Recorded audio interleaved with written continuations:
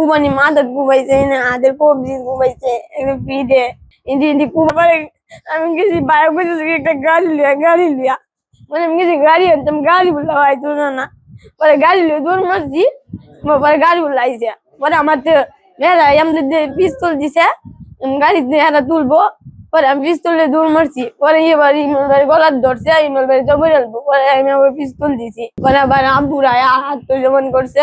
ফিমেলটা মূলত বাড়িতে কেউই ছিল না, শুধু ফিমেল একাই ছিল। ফিমেলের ভাই 2-3 দিন আগে মানে ফ্লাইট হয়েছে মালয়েশিয়া প্রবাসী, তার মানে ফ্যামিলিগত ভাবে সবাই রাগ হয়ে দিতে গেছে। ঢাকা ওদের বাসা আছে, হ্যাঁ বোনের বাসা, ওই বাসাতে মনে হচ্ছিল। তার বাদে ফিমেল একাই বসবাস করে বাড়িতে। তার বাদে আজকে মনে করো 11টা বা 11:30টার দিকে মনে হয় শহরে গেছিল। শহর ফোনটা দেখেছে, ফোন করে আনাইছে মনে হয়, বলে বাজার আইছে, বলে বাজার আসার পথে তেলে পাম্পের সামনে তারা কুবাইছে আর গুলিও করছে। এমদাদ আমরা শুনছি যে এমদাদও গুলি করছে, এবার এমদাদের সহযোগী ছিল অনেক লোক, এরা কুবাইছেও, সিরা গুলিও করছে, বাস্তব গুলিও করছে। আমার যে জালের বাড়ি, এই বাড়ির মধ্যে আপনি মনে করেন যে ভাঙ্গাচুরার শব্দ, ভাবি ফোন দিচ্ছে আমার কাছে, আগুন লাগাই দিচ্ছে, ভাঙ্গাচুরার শব্দ শুনে পরে তাড়াতাড়ি করে মনে করেন যে কি করলাম, 2টা বাচ্চা নিয়ে শ্বশুর শাশুড়ি, বুড়া শ্বশুর শাশুড়ি মনে করেন যে এরা নিয়ে শুধু মনে করেন যে জানটা নিয়ে খালি বেরিয়েছি। পরে কি করছে এরা আইসা আপনি মনে করেন আমার গেট যা আছে সবকিছু ভাঙছে, ভাঙ্গে বাড়ির ভিতর ঢুকে মনে করেন যে যত কিছু আছে।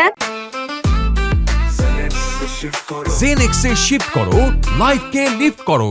আমার মনে করেন যে দোকানের ব্যবসা টাকা আছে আমার ডয়ারে 10 লাখ টাকার মতো আছে আমার ব্যবসা টাকা। এই টাকা নিছে, আরো মনে করেন যে আমার স্বর্ণ অলংকার যা আছে সব নিছে। নামাজের পরে নামাজ ভাঙছে আর কিছুক্ষণ পরে আপনি এই ঘটনাটা ঘটেছে। এগুলো তো মনে করেন যে এই যে সান্দু স্যার আছে না, সান্দু স্যার, রাজন, রাজীব এরার গোষ্ঠী, আর হচ্ছে সাজ্জাতের গোষ্ঠী, হিমেল এরা এগুলা করছে। হিমেলটা নাকি মারছে, হিমেল মারা গেছে, এই কারণে মনে করেন এই জিদ্দা আমার বাড়ি ঘর ভাঙছে। সম্পৃক্ত নাই বলতে মনে করেন আমার হাজবেন্ড যেহেতু রাজনীতি করে, সে যখন আপনি মনে করেন একটা পদে আছে, তখন তো মনে করেন যে তার যে লোকেরা এরাও যদি গড়ায় তার তো মানে তার উপরে পড়বো। বৌলা ইউনিয়নে এমদাদ এবং রাজনের মধ্যে ঝগড়া ছিল। সেই ঝগড়ার প্রেক্ষিতে আজকে সকালে একটা মারামারি হয়। মারামারি হওয়ার পরে উভয় পক্ষের মধ্যে আহত।